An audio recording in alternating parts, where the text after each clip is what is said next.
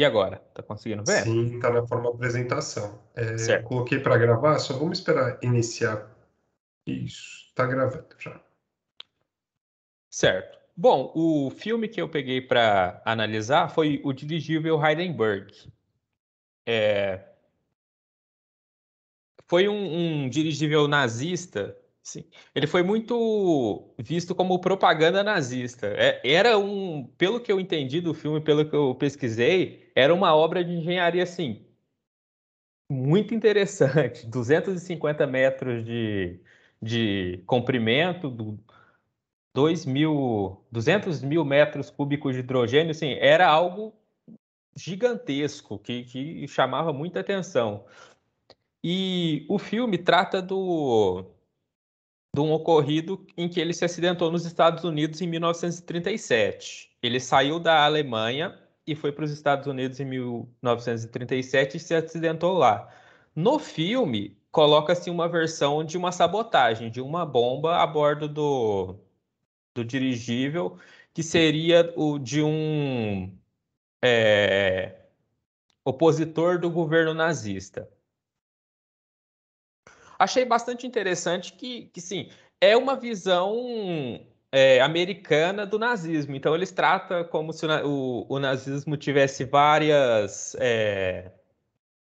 corrupções dentro do próprio governo, as pessoas fossem insatisfeitas, mas isso a gente tem que ter aquela noção que, sim, é um falando do outro. Então, tem que ter esse cuidado. E no filme trata várias vezes que eles colocam como se os nazistas tivessem um pouco ultrapassado tecnologicamente falando em questão desse dirigível. É, também tem falas dos nazistas falando que os americanos também eram ultrapassados. Então, assim, é um filme que não tenta mostrar os dois lados, mas você consegue ver ali meio que isso. O principal, assim, que eu posso colocar desse filme é a questão do hidrogênio no dirigível. Sim, se fosse para destacar um ponto principal para que a gente analisa da visão química, é a utilização do gás hidrogênio, que, como a gente sabe, é um combustível, um ótimo combustível, que oxida formando água. E, esse foi o fato que ocorreu. Ele não se sabe. No filme fala que foi uma explosão que desencadeou o acidente, mas a gente, até onde eu vi, não se tem um fechamento sobre isso, não tem uma conclusão definitiva sobre qual foi o motivo do acidente, mas chegando nos Estados Unidos, por algum motivo, ele se acidentou e explodiu, pegou fogo, matando uma quantidade considerável de pessoas que estavam a bordo, mas bastante pessoas conseguiram sair do dirigível. É interessante que aqui a gente tem toda a questão química do hidrogênio, do hélio. Por que se usaria o gás hélio? Porque ele é quimicamente praticamente inerte. Ele é quimicamente inerte, ele não vai ter reação como o hidrogênio tem. Então, se a gente pensar nisso no ensino de química, a gente pode tratar por que o hidrogênio explode facilmente. Por que se a gente usasse gás hélio não tem esses riscos de explosão? Como hoje em dia se tem dirigíveis que usa gás hélio e não corre esse risco. Só que além de conseguirmos tratarmos essa questão química, dá para é um contexto histórico fenomenal que a gente consegue tratar a partir dessa análise. Então, sim, a gente tem o nazismo, você tem a questão uma coisa vai levando a outra. Então, os nazistas usaram esse dirigível usavam esse dirigível, era um símbolo de propaganda nazista. E mostra como que a ciência ela anda junto com o desenvolvimento do contexto social, assim, do contexto do país que está atrelado a ela. Então, assim, a gente consegue trabalhar que durante esses períodos de guerra, esses períodos de guerra, tem grande desenvolvimento na área da ciência voltada à área do interesse do regime vigente. Para o nazismo ali foi a propaganda. Posteriormente a isso, a gente teve a questão dos foguetes, que era uma questão bélica. Depois, os próprios cientistas nazistas desses foguetes tornaram-se protagonistas na exploração espacial. Então, sim, partindo do filme, a gente consegue colocar a química na sociedade de uma forma muito fácil. Só que tem vários poréns ali que, assim, para usar esse filme como ferramenta na sala de aula, tem que se tomar alguns cuidados. Aqui mais uma foto, sim, pelo filme, cara, era uma obra magnífica, 250 metros praticamente de algo voador de 250 metros em 1937 que se passa esse filme é algo muito curioso. Alguns pontos positivos, que eu acabei dizendo anteriormente.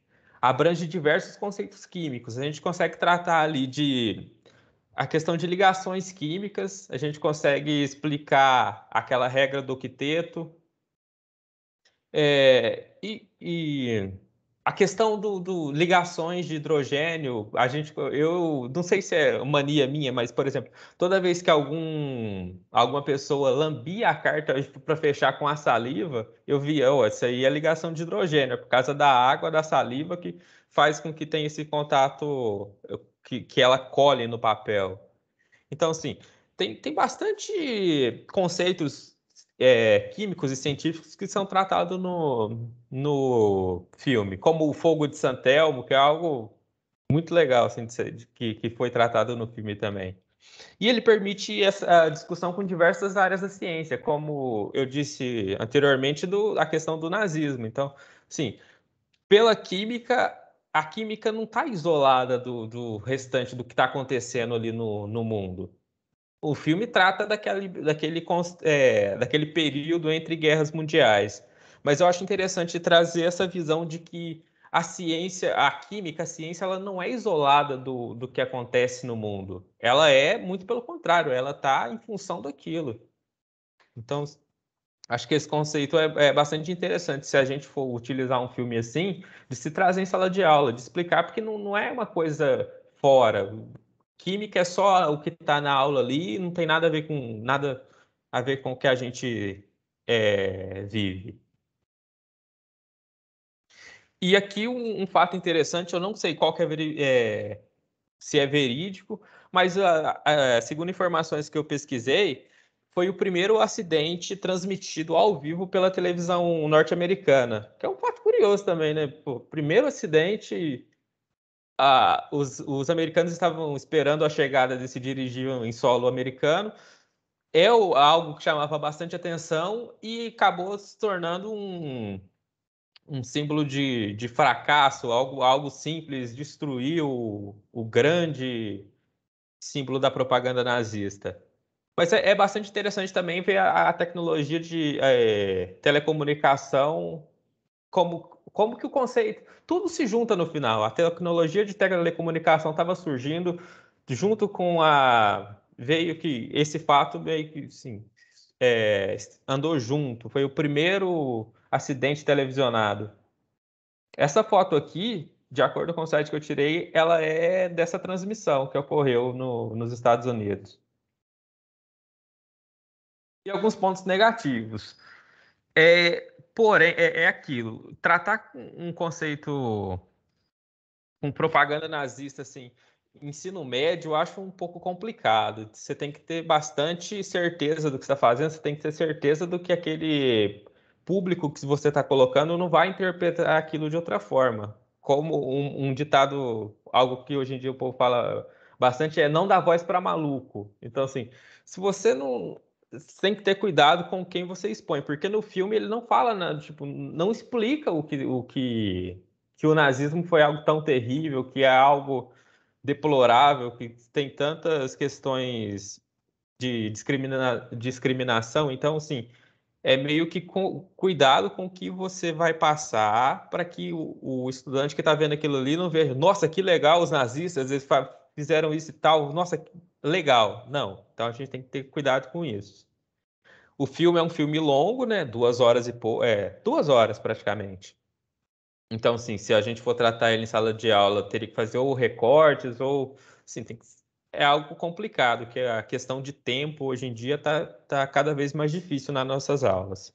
E por ser um filme de 1975, ele foi um filme gravado lançado em 1975, retratando fatos de 1937. Sim, hoje em dia a qualidade que a gente consegue achar esse filme é baixa. Então, muita gente é muito comum que os alunos falam, não, isso aí não presta, a imagem mal feita e tal. Então, assim, é um cuidado, é um ponto que eu também levantei.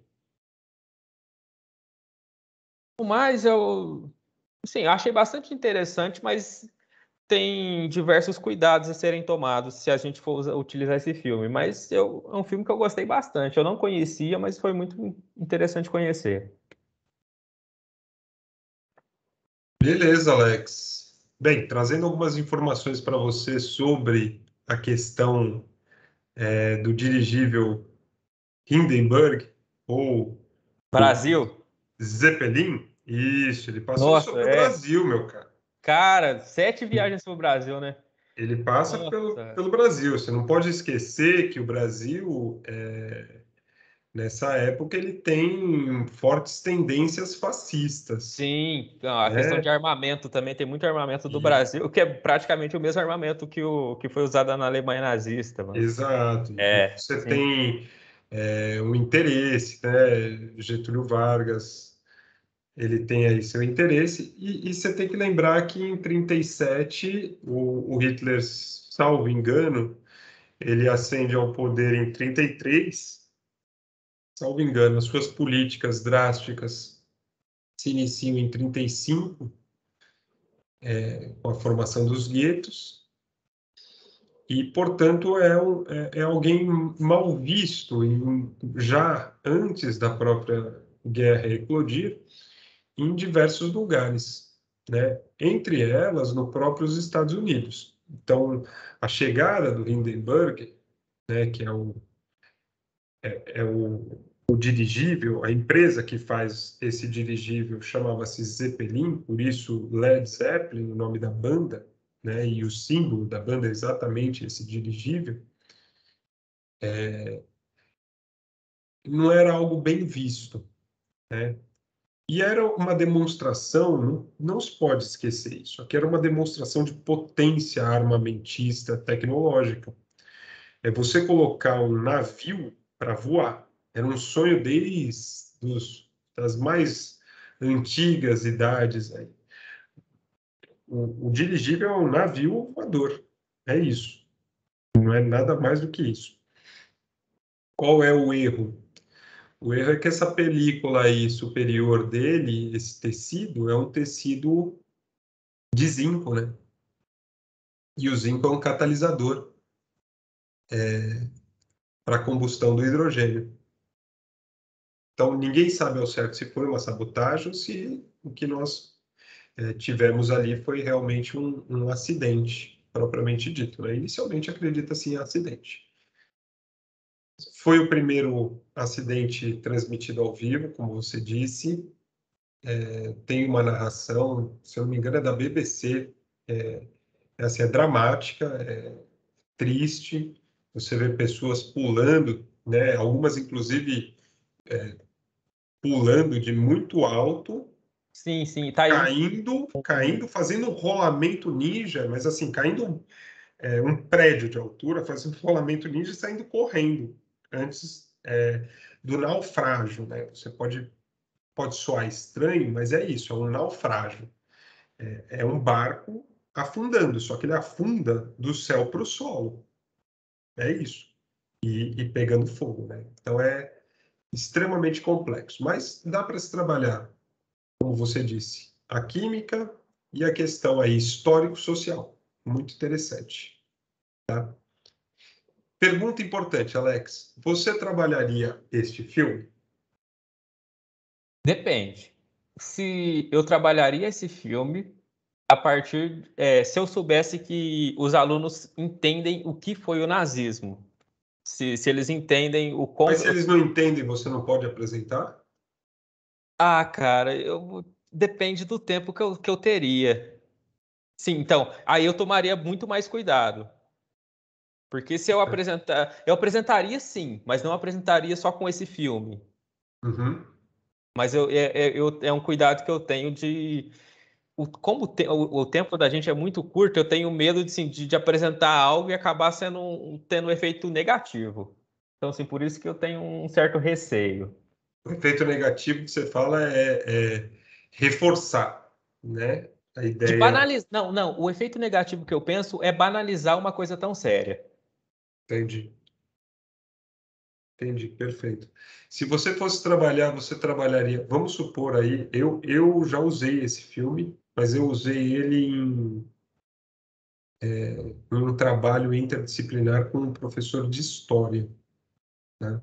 E aí eram 15 dias com muitas aulas no período da tarde e que nós falávamos especificamente sobre o nazismo. E ele trazia as questões históricas e eu trazia as questões do desenvolvimento armamentista, né? Porque se vocês não sabem, galera, os nazistas eles eram líderes tecnológicos, tá? O que você imaginar? A guerra, ela ainda bem ela não foi vencida pelos nazistas, mas não foi vencida assim por alguns grãos de areia, tá? A galera que conta a história aí diz que não, foi por alguns grãos de areia, tá bom? Se hoje você tem avião a jato, o avião a jato é porque esses caras desenvolveram, né? Então, quando você pensa no desenvolvimento armamentista e tecnológico, esses caras foram poderosíssimos, A ida na tá? Lua, por exemplo, né? É um, Astronomia tá aí algum, assim, um tema que eu gosto bastante. E é impressionante como, assim, a corrida de exploração espacial teve enorme influência daquele Van Braun. Sim, Emmett Van Braun. Sim. exato. Aquele Mesmo que o cara quer que chegar até inventou Marte. Então, isso. Ele foi o chefe de mais de 15 missões da NASA. Ele era o chefão da NASA, com uma suástica tatuada no peito. Ele, ele teve seus crimes perdoados num processo chamado Operação Paperclip. Ele inventa duas armas monstruosas e aterrorizantes, chamadas V1 e V2, ou em alemão Weizsäcker 1, Weizsäcker 2, que é arma de destruição em massa. É um foguete típico da NASA, só que é um míssil. E ele é intracontinental. Então, os caras lançavam da Alemanha e acertavam, por exemplo, Londres, sem levantar um avião, o que é surreal para a época. Além disso, se você pensar, se você assiste filme de guerra e tem batalhas de aviões, o avião começa a atirar e aí você tem tiros flamejantes, tiros rastreantes, tiros incendiários e tudo mais. Todos esses tiros, eles eram projéteis que tinham um revestimento químico diferenciado, que permitisse, então, ocasionar danos diferenciados do que somente o projétil faria, porque o projétil ele tem lá a combustão da pólvora branca, mas aí é um impacto físico. Os nazistas, então, eles vão desenvolver tiros que primeiro o cara atira no céu e ele deixa uma marca de fumaça para o piloto, que é o próprio cara da artilharia, saber aonde, como é que está calibrada a metralhadora, para ele conseguir fazer o rastro e pegar o avião da frente, né? Pegar o inimigo. Segundo, tinha tiros que um tiro pegava no outro avião e começava a incendiar o avião. Tinha tiro que se espatifava e com 2, 3 tiros você arrancava a asa do avião. O desenvolvimento tecnológico, principalmente armamentista da Alemanha, é verdade que ele não surge na Segunda Guerra Mundial, né? Ele vai surgir no final de 1890, mais ou menos. Você tem ali todo um desenvolvimento armamentista desse país e que vai culminar nas mãos de um déspota completamente ensandecido. Mas dá para explorar bastante coisa. Bastante coisa.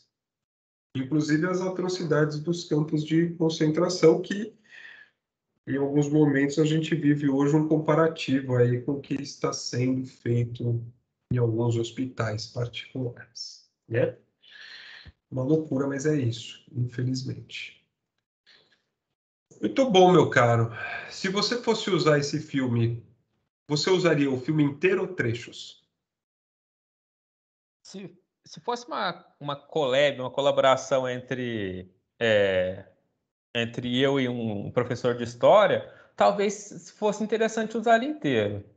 Mas se eu fosse trabalhar ele só na minha disciplina, aí eu daria uma recortada nele para adequar ao horário que eu teria para trabalhar isso. Última pergunta minha para você, Alex. Eu abro a pergunta para os colegas. Você indica para os seus colegas assistirem esse filme ou não? Super indicado. É algo, sim, eu acho que todo mundo da nossa área deveria ver. Beleza. Pessoal, vocês querem perguntar alguma coisa?